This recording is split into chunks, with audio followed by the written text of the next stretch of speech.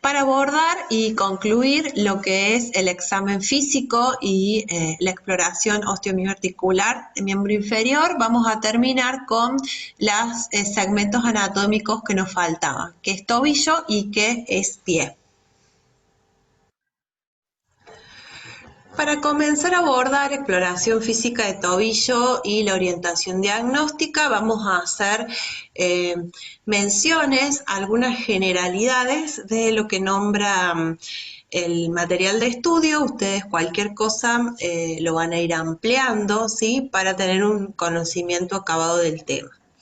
Dentro de lo que es lo más significativo, lo vamos a tomar en esta oportunidad y vamos a ir depurando el material a lo que hace a la parte de patología, ¿sí? Ya que el autor aborda de sobremanera todo lo que es patología de entidades reumáticas. Por lo tanto, como lugar de presentación más notorio, ¿sí? Y es el de predilección por esta patología, es en mano y es en pie, ustedes se van a encontrar con que está más detallado en profundidad. Eso lo vamos a ir depurando para que ustedes se guíen por donde tienen que estudiar, no obstante van a tener que ampliar el material de estudio. Cuando nosotros hacemos un abordaje del estudio de lo que es la articulación del tobillo, primero vamos a comenzar buscando diferentes tipos de deformidades que se puedan presentar en el mismo. Una de las deformidades que podemos ver en la cara anterior va a ser la presencia de un tendón de Aquiles que no tenga el mismo grosor que el contralateral. Esto a veces se produce porque el tendón de Aquiles sufrió algún tipo de ruptura y cuando se realizó la sutura aumentó su diámetro. Es algo bastante habitual de ver luego de este tipo de lesiones que se presentan. Y vemos en una vista lateral, que es la figura de la izquierda, nos podemos encontrar con un tobillo que ha sufrido una lesión ligamentaria por las características que tiene, ya lo vamos a abordar, esguince o entorsis que haya tenido, o algún tipo de desgarro que, bueno, ya lo vamos a abordar a posterior. Y en la cara anterior del tobillo nos vamos a encontrar con una tumefacción en las dos imágenes, que es indolora, que va a ser redonda, que va a tener la característica de ser móvil con una consistencia que es duroelástica, que corresponde a lo que es un ganglión. Es algo que es muy común de observar. Sí les voy a agregar con respecto a la figura de la derecha, sí, que el tendón de Aquiles también se pueden observar diferentes tipos de nódulos o de tofos que están presentes muchas veces sueltos. Con lo que respecta a la inspección activa, le vamos a pedir al paciente que realice todos los movimientos que tenga la articulación del tobillo y luego los vamos a realizar nosotros, ¿sí? De manera pasiva. ¿Por qué es importante realizarlos de esta manera? Hay patologías que se pueden presentar en el tobillo que si bien el paciente tiene el rango articular conservado, no lo puede realizar de manera activa. A veces se presenta un paciente que tiene un edema y nosotros, o él nos refiere que no puede realizar la flexoextensión en esta articulación. ¿Qué es lo que puede suceder? Ustedes lo pueden asociar esto a la presencia del edema, pero si ustedes al tobillo lo mueven pasivamente, se van a encontrar con que en realidad no está limitada la articulación, sino que hay otro tipo de problema a nivel de esta articulación.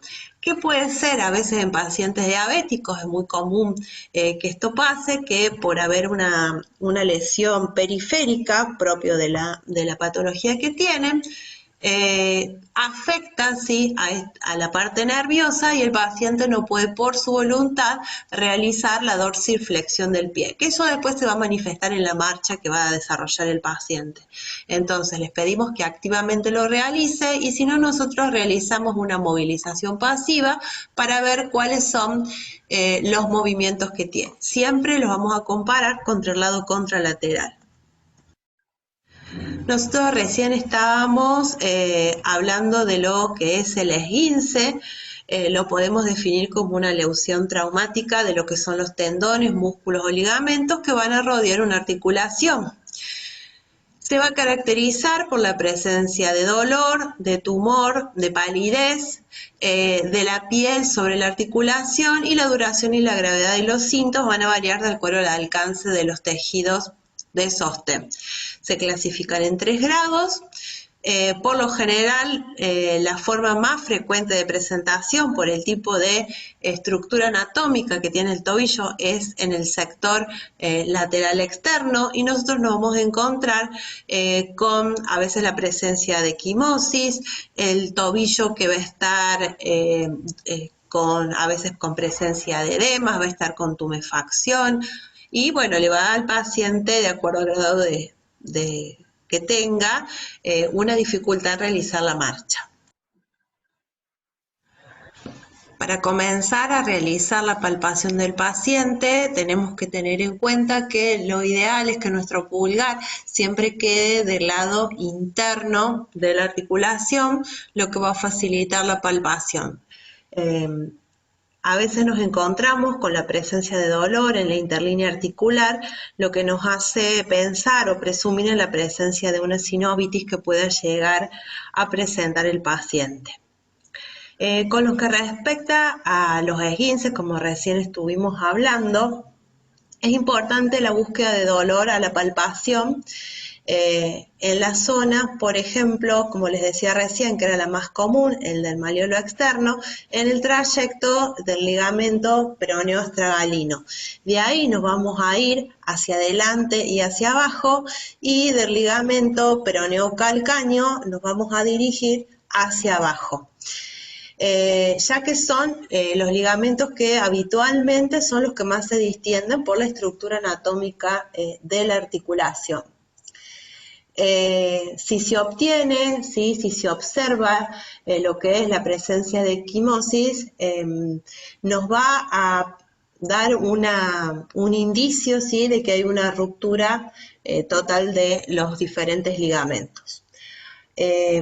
Ahora, cuando nosotros vayamos a realizar o evaluar la ruptura, con lo que respecta a lo que es el tendón de Aquiles, vamos a realizar lo que se denomina la maniobra de Thompson, quiero que presten atención a cómo en el siguiente video la describe la maniobra y vamos a hacer una salvedad con respecto al material bibliográfico. Lo que me interesa que vean particularmente es cómo el terapeuta realiza la maniobra, que es a mano plena, y qué es la reacción que se va a desencadenar.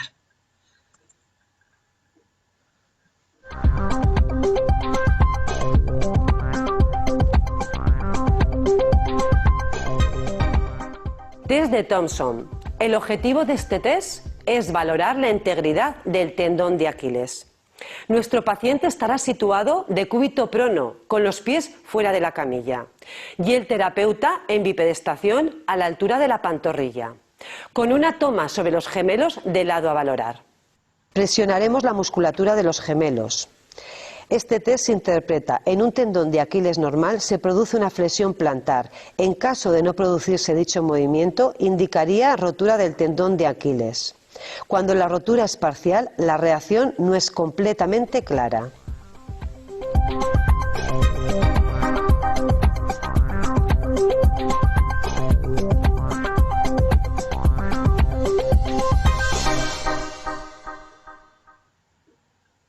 Bien, En el material bibliográfico ustedes van a encontrar cuando lo amplíen a la clase del día de hoy, a eso me refiero, que el paciente, ¿sí?, les dice que va a estar arrodillado sobre la camilla y va a realizar la maniobra. La maniobra se puede realizar con el paciente en decúbito prono. Lo que ustedes tienen que tener en cuenta y tener ese criterio también, que muchas veces por la edad del paciente en la que se va a presentar o el estado general del paciente, sí, ya que esta lesión puede estar asociada a alguna patología, es de que no lo van a poder arrodillar en la camilla. O sea, nosotros lo vamos a describir como lo dice el autor, pero ustedes tengan el criterio de cuando evalúen un paciente, de que quizás ahí tengan que hacer una pequeña adaptación de la maniobra. Con lo que respecta a la palpación del tendón de Aquiles, lo que tenemos que poner en evidencia va a ser el dolor o la tumefacción que pueda tener debido a como lo nombré cuando estábamos viendo la segunda filmina, a lo que es la presencia de una bursitis, ¿sí?, preaquiliana o retroaquiliana, lo que es una tendinitis aquiliana, nódulos reumatoideos o tofos que se puedan presentar, o esta ruptura que ha sufrido una sutura y que presenta una fibrosis postquirúrgica. Vamos a comenzar a hablar sobre la exploración física del pie y la orientación diagnóstica. Lo primero que vamos a hacer es la inspección del pie y ver las posibles deformidades que tenga. En la primera figura nos encontramos con un pie plano que tiene la característica, el pie plano, que el arco longitudinal interno se va a encontrar disminuido. Esto va a llevar al calcáneo, ¿sí?, a que esté pronado, el talón ¿sí?, se va a valguizar y el tubérculo del escafoides va a resaltar. El pie plano tiene la característica que nosotros tratamos de introducir nuestros dedos en el arco longitudinal interno y es imposible de ser realizado. Si nosotros vemos la figura que le sigue, que es el pie cabo, nos encontramos con una característica completamente diferente. ¿Qué es lo que vamos a encontrar en este pie? Que el arco longitudinal interno ¿sí?, se haya aumentado, que podemos introducir nuestros dedos en este arco y que el apoyo el paciente lo va a realizar solo con el talón y con el antepié. Esto puede estar acompañado de lo que se denomina dedos en garra, y a su vez vamos a encontrar la presencia de callosidades en la cabeza de los metatarsianos y la presencia de hiperkeratosis en los dedos del pie o en los lugares de descarga por el roce que van a tener los dedos con el calzado. En la tercera imagen nos encontramos con un pie equino donde el paciente se va a encontrar en una flexión plantar. Las causas que lo pueden provocar pueden ser de origen traumatológico, de origen neurológico, de origen reumatológico o producto de una iatrogenia que se haya producido en el paciente. A veces en pacientes que están mucho tiempo por largos periodos de internación, a veces están en estado de coma, ¿sí? O son pacientes de una edad avanzada que no pueden realizar ningún tipo de movimiento, nos vamos a encontrar con que es común en ambos pies encontrarlos en esta posición. Ahí es donde tenemos que estar atentos nosotros para ver qué medida vamos a adoptar, ¿sí?, postural, para prevenir que esto vaya sucediendo y que se provoque un acortamiento del tríceps ural. En la figura de abajo a la izquierda nos encontramos con un paciente con un pie en varo. El pie en varo es un pie bastante complejo debido a que por la alteración estructural, no va a apoyar ¿sí?, los sitios fundamentales de descarga del pie, en que va a realizar toda la descarga del peso, que va a ser el primero, el quinto metatarsiano y el talón. Por lo tanto, este paciente va a realizar una combinación de aducción con supinación del antepié a nivel de la articulación mesotarsiana y va a realizar un equinismo en el lugar del tobillo y del varo del talón a nivel de la articulación subastragalina. Es un pie muy complejo y es muy complejo de ser tratado. Por lo general, esto es quirúrgicamente que se puede resolver, ¿sí? En el pie talo se mantiene una flexión dorsal del tobillo y solamente el paciente va a apoyar el talón cuando realice la marcha. Ahora vamos a hablar de lo que son las deformidades de los dedos de los pies. En la primera imagen ustedes encuentran un paciente que tiene un hallux valgo, que es muy conocido o denominado juanete, que es una deformación que se va a provocar en el primer dedo, que se va a desviar hacia afuera, va a estar en valgo, con respecto al primer metatarsiano, que se va a encontrar varizado. En la segunda imagen nos encontramos con un hallux que puede presentar una rotación interna. La deformidad en el valgo es importante y el hallux se va a encontrar debajo del segundo dedo, a veces se encuentra encima del segundo dedo, que puede subluxarse en la articulación metatarsofalangica. A su vez, este hallux puede ir acompañado de una bursitis en la primera articulación metatarsofalangica, ¿sí? Que es la figura última que tenemos a la derecha. En la segunda figura, además de encontrarnos con el hallux que va a estar debajo del segundo dedo, nos encontramos que este segundo dedo tiene lo que se denomina un dedo martillo. El dedo martillo suele asociarse con un pie plano anterior o, como recién dijimos, con el hallux valgus. ¿Cuál es la característica del dedo martillo? Es que presenta, ¿sí?, en la articulación interfalángica una flexión y una extensión de la interfalángica distal. Entonces, flexión de la interfalángica proximal y extensión de la interfalángica distal, y es muy común en ese dedo encontrar la presencia de hiperqueratorsis por el roce con el calzado. A su vez, vamos a encontrar a veces presencias de tumefacción, ¿sí?, que va a estar localizada, como recién nombramos, con respecto a una característica muy común que se presenta, que es el ganglión, que va a ser indolora, que va a ser móvil y que va a ser dura la palpación. Por lo tanto, nos puede llevar a pensar que hay un ganglión.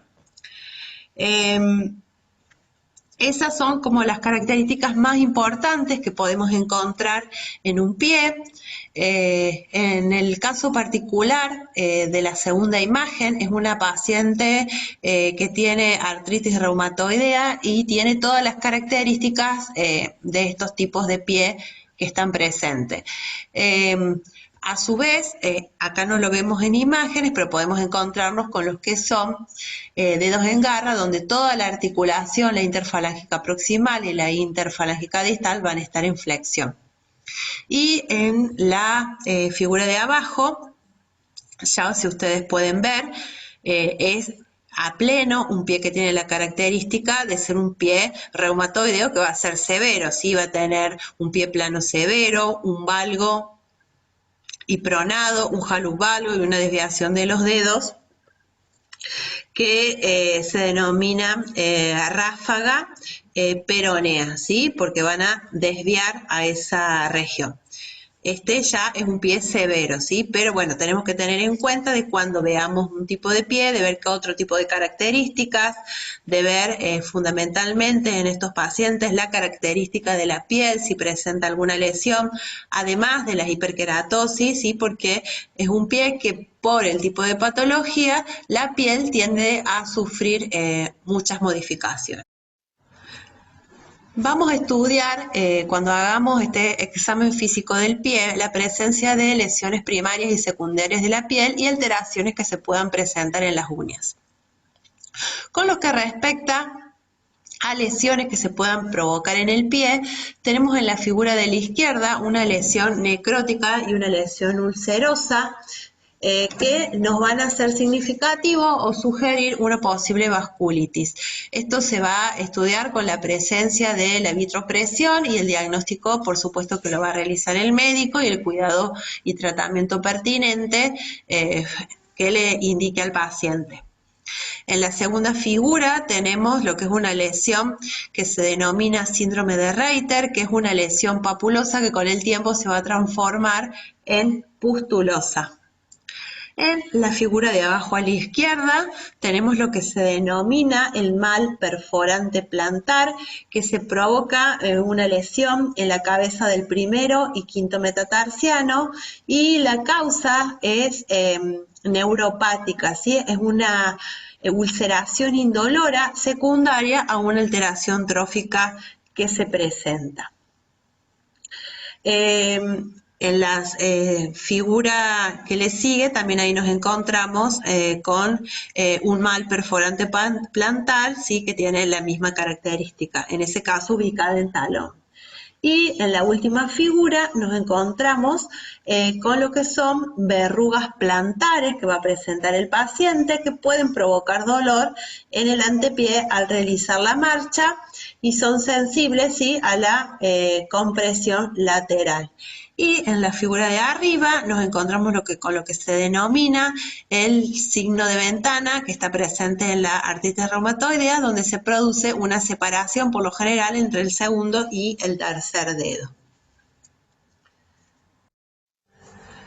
Vamos a comenzar con lo que es la palpación del pie. Lo primero que vamos a evaluar es la temperatura, que la vamos a evaluar con el dorso de nuestra mano y la vamos a hacer en forma bilateral y comparativa.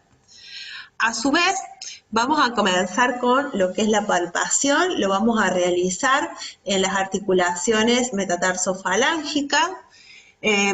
Y nos podemos encontrar con la presencia de dolor como consecuencia de una sinovitis o de una espondiloartropatía, siempre referido al caso de los que estamos hablando. A su vez, el paciente nos puede referir una clínica muy particular, que a veces es dolor cuando camina en una parte especial del pie, que le molesten algunos dedos, y bueno, eso nos puede ser significativo evaluar un posible neuroma de Morton, que es un atrapamiento del nervio plantar. ¿Cómo vamos a evaluarlo a esto? Vamos a realizar una compresión entre el tercer y cuarto espacio interdigital. Cuando nosotros realizamos esta compresión, el paciente presenta un dolor irradiado, un dolor bastante molesto que va a exacerbar la sintomatología. También podemos encontrar presencia de dolor, ya sea por fracturas que presenta el paciente o por sobrecarga. A su vez, cuando nosotros evaluamos lo que es el talón, en el talón nos podemos encontrar lo que se denomina, bueno, como recién dijimos, la talalgia, que va a sugerir una entesitis. Esto es una inflamación en la inserción de los ligamentos de la cápsula o el tendón, o a su vez podemos encontrar la presencia de un espolón calcáneo que va a ser sintomático, que va a ocasionar dolor en el punto de donde está presente, y al paciente le va a provocar dolor cuando realiza la descarga de peso en la marcha. También nos podemos encontrar, como vemos en la figura de abajo, con una fibromatosis plantar, que ustedes la van a palpar como una formación nodular dolorosa, que sería el equivalente a la enfermedad de Dupuytren que lo vimos en la mano. Y también, así como nosotros hablábamos de entrampamiento nervioso en miembro superior, también en el miembro inferior van a estar presentes. En este caso, se pone de manifiesto el síndrome del túnel tarsiano, que va a ser semejante al del túnel carpiano. ¿Qué es cómo lo vamos a evaluar nosotros? Con un martillo percutor vamos a realizar diferentes golpes, ¿sí? Vamos a percutir en el canal del tarso en la región del maleolo interno y se va a poner de manifiesto una irradiación del dolor. Con lo que ustedes van a encontrar en la bibliografía, vamos a terminar el estudio de lo que son de la evaluación de miembro inferior en la página 248 del libro Argente Álvarez, en lo que respecta a lo que es toda la parte de patología, no la vamos a estudiar, ¿sí? Ustedes después se van a encontrar que el material les habla de diferentes enfermedades reumáticas, a eso no lo vamos a tener en cuenta, no corresponde para ustedes en estos momentos, pero si quieren, no hay ningún problema que lo estudien. Hasta acá llegaríamos con lo que es el estudio de miembro inferior. Con todo este contenido no vamos a agregar nada más. Sí, cuando yo me refiero a que ustedes amplíen el estudio, siempre lo vamos a ampliar del libro Argente Álvarez. Acá solamente es una guía para que ustedes se puedan ir guiando de cómo tienen que abordar los contenidos. Va a quedar abierto el foro de dudas, así que no duden en escribir en el mismo. Y bueno, estamos para seguir con esto y ya pasar a la parte práctica. Sí, les pedimos que vayan mirando los videos que están presentes en la clase de todo lo que es osteomioarticular, porque sobre eso vamos a trabajar en la parte práctica.